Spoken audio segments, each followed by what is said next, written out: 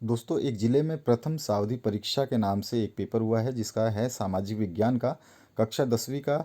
और समय 1.5 घंटे का। 40 प्रश्न आए हुए हैं, एक एक अंक के प्रश्न हैं और सभी प्रश्नों के उत्तर देना अनिवार्य है। तो चलिए देखते हैं इस प्रश्न पत्र में क्या क्या पूछा गया है। एक स्टूडेंट ने इसको भेजा था कि इसको सॉल्व कर दीजिए सर।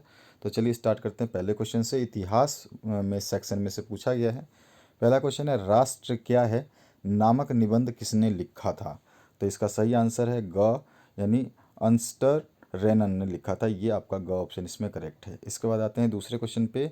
वियना की संधि कब हुई थी। वियना की संधि जो है आपकी 1815 में हुई थी। घ ऑप्शन इसमें करेक्ट है। तीसरा क्वेश्चन है, खेड़ा आंदोलन कब हुआ था। खेड़ा आंदोलन जो है आपका 1918 में हुआ था। अगर कोई पूछता है कि किसके द्वारा किया गया था, तो ये गांधी जी के द्वारा किया गया था।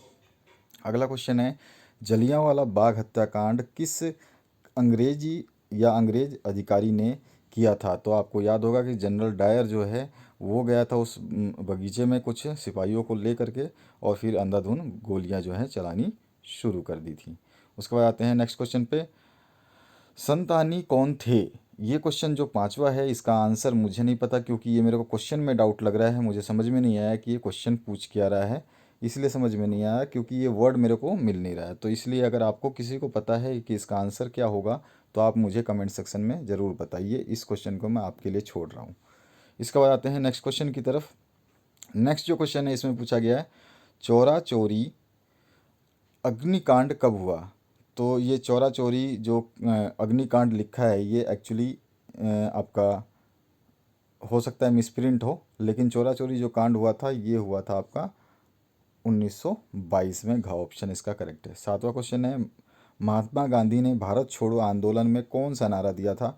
तो उन्होंने भारत छोड़ो आंदोलन में करो या मरो का नारा दिया था। आगे बढ़ते हैं नेक्स्ट क्वेश्चन की तरफ। नेक्स्ट जो क्वेश्चन है इसमें पूछा गया आपसे, जब फ्रांस छींकता है तो बाकी यूरोप को सर्दी जुकाम हो जाता है। यह कथन किसका है। तो ये है मैटरनिक का। ठीक है, ग ऑप्शन इसमें करेक्ट है। और मैटरनिक ने किसको ये बोला था। तो ये बोला था इसने जो है नेपोलियन को। ठीक है, नेपोलियन को बोला था मैटरनिक ने, ये ध्यान रखना है आपको।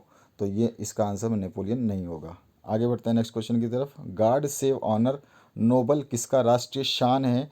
तो यहाँ पे भी शान मुझे मिस्टेक लग रहा है, यहाँ पे गान होगा। तो ये ब्रिटेन का जो है गान है, ग्रेट ब्रिटेन का गान है, राष्ट्रीय गान है। उसके बाद में फिर से नेक्स्ट क्वेश्चन जो है आपका, वियना सम्मेलन की मेज़बानी किसने की थी। यहाँ पर भी मिसप्रिंट है इस क्वेश्चन में, की थी तो ऑस्ट्रिया ने की थी। ग ऑप्शन इसमें करेक्ट हो जाएगा। इसके बाद आते हैं भूगोल पे।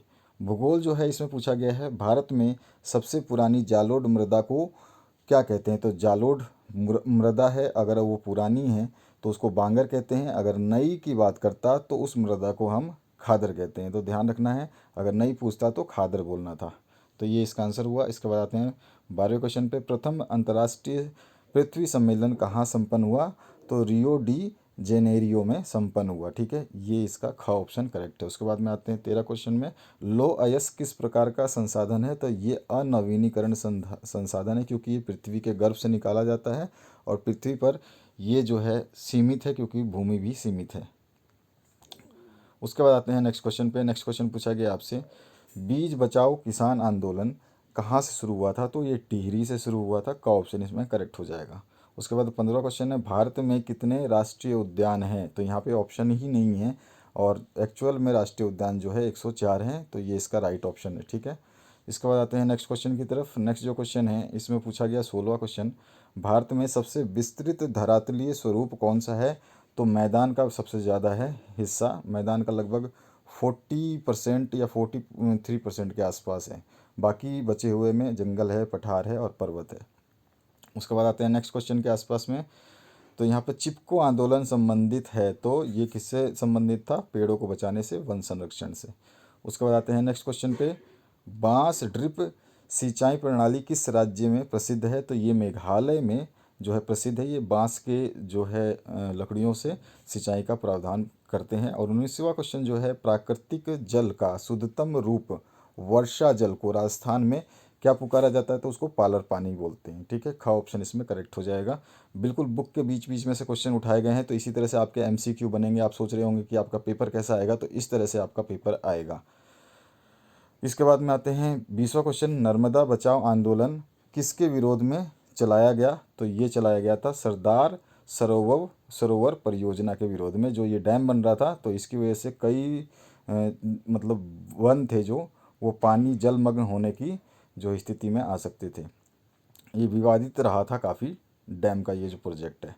इसके बाद आते हैं राजनीति शास्त्र में। तो राजनीति शास्त्र में आपका भारत में पंचायती राज की संस्थाओं में महिलाओं को कितना प्रतिशत आरक्षण दिया गया है, तो 30% आरक्षण दिया गया है।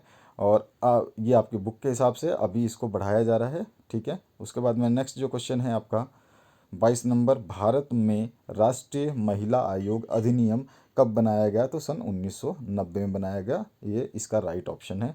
कौन सा आंदोलन लैंगिक समानता पर बल देता है, तो नारीवादी आंदोलन जो है ये चालू हुआ था, जिसके फलस्वरूप नारियों को जो है एक सम्मान मिलने लगा, उनको अच्छी पढ़ाई के लिए आगे भेजा जाने लगा। बहुत सारी चीज़ें थी जो नारियों के हित में हुआ, और आज नारियां एक अच्छे स्तर पर हैं।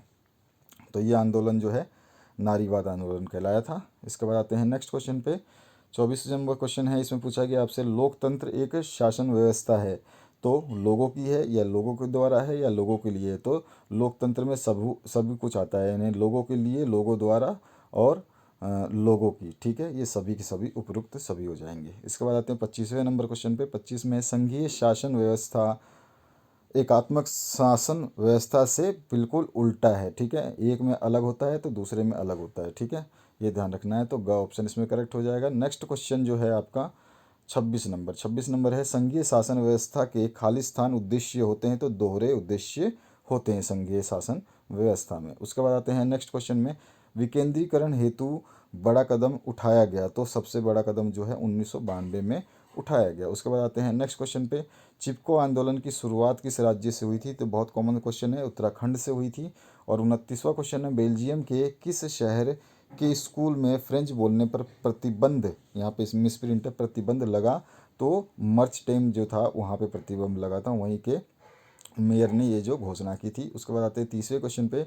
30 नंबर क्वेश्चन में पूछा गया है, भारत में कौन सी दलीय व्यवस्था है, तो आपको पता होगा भारत में बहुदलीय होते हैं, यानी कि एक दल नहीं है, दो दल नहीं है, तीन दल नहीं है, बहुत सारे दल हैं, तो घ ऑप्शन इसमें करेक्ट हो जाएगा।